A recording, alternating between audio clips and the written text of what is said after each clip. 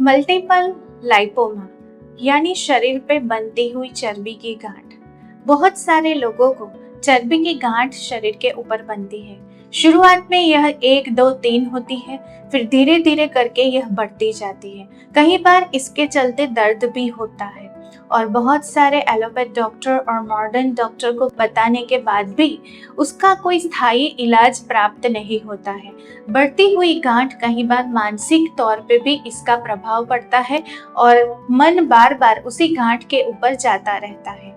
यह लाइपोमा चर्बी की बनी हुई गांठ होती है और अगर उसकी बायोप्सी करवाते हैं या रिपोर्ट्स करवाते हैं तो यह नॉर्मल होती है।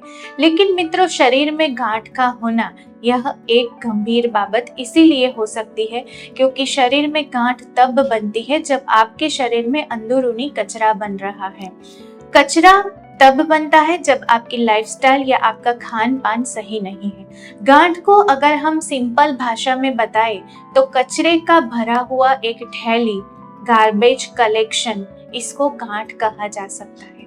आपके शरीर में यह गार्बेज और कचरा कहाँ से उत्पन्न हो रहा है, सबसे पहले यह जानने की कोशिश करेंगे, क्योंकि अगर आप यह जान गए कि यह चर्बी कहाँ से बन रही है, कचरा कहाँ से उत्पन्न हो रहा है, तो यह गांठ की आगे होने की जो प्रक्रिया है वहीं पे रुक जाएगी।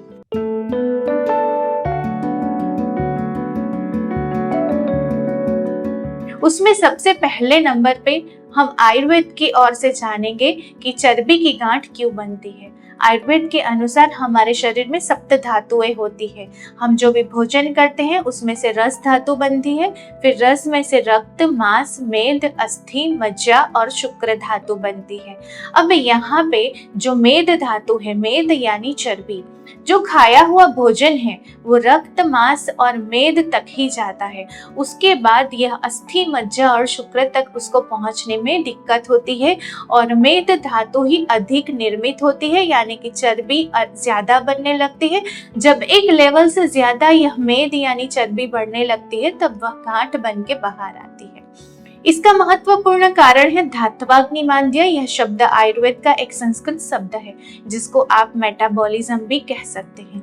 जब आपके शरीर में एक धातु में से दूसरी धातु में कन्वर्ट होने की जो प्रक्रिया है वह अग्नि मांद्य होता है, यानी आपका डाइजेस्टिव पावर अगर लो है, आप खाना तो खा रहे हैं, खाना तो अच्छे से पच रहा है, हजम भी अच्छे से हो रहा है, ना गैस बन रही है, तो आप कहेंगे कि हमें हमारा पाचन शक्ति कैसे मंद हो सकता है।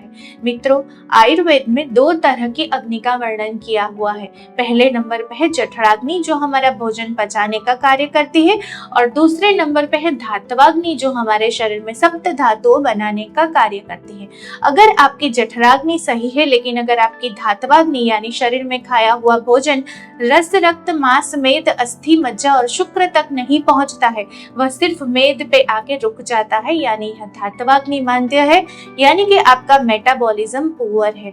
और यह धात्वाग्नि मांद्य के बहुत सारे कारण हैं, जैसे कि सुबह में दिन की शुरुआत चाय से करना, fast food, bakery, cold drinks लेना, मैदे की बहुत सारी आइटम्स अगर आपके दैनिक जीवन में आप शामिल कर रहे हैं, या फिर आप जर्सी गाय का दूध ले रहे हैं, दही का इस्तेमाल अगर आप रोजाना तौर पे कर रहे हैं, ज्यादा वक्त आपका एसी में निकलता है और आप पसीना निकले ऐसी कोई भी प्रवृत्ति पूरे दिन में नहीं करते हैं, सेडेंटरी लाइफस्टाइल अगर आपकी है, तो यह एक धात्वाग्नि मांद्य का महत्वपूर्ण कारण है।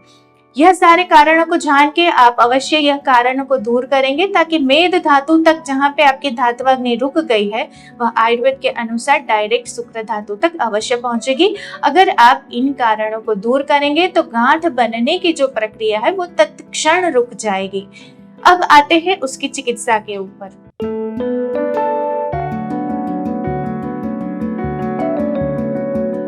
आयुर्वेद में एक ऐसी बहुत महत्वपूर्ण औषधि बताई गई है जो गांठों के लिए ब्रह्मास्त्र का कार्य करती है, वह है कांचनार।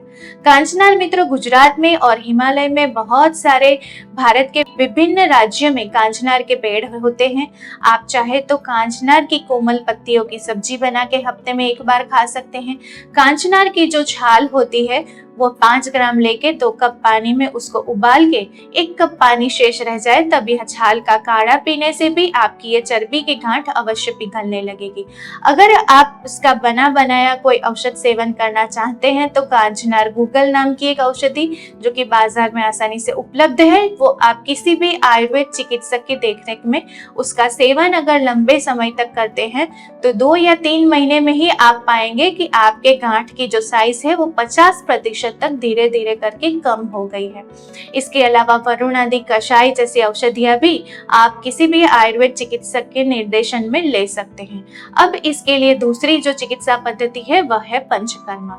गांठों के लिए अगर आप घर पे कोई ट्रीटमेंट करना चाहते हैं तो आप सरसों के तेल में थोड़ा सा तिल का तेल और नारियल का तेल मिला के रोज सुबह में कम से कम 30 मिनट तक शरीर पे मालिश कीजिए। 15-20 मिनट तक धूप में बैठिए और उसके बाद ही आप स्नान करने के लिए जाइए। आप पाएंगे कि केवल मालिश मात्र से ही आपके गांठ की साइज धीरे धीरे करके कम होने लगी है। दूसरे नंबर पे जो ट्रीटमेंट है वह है वमन कर्म।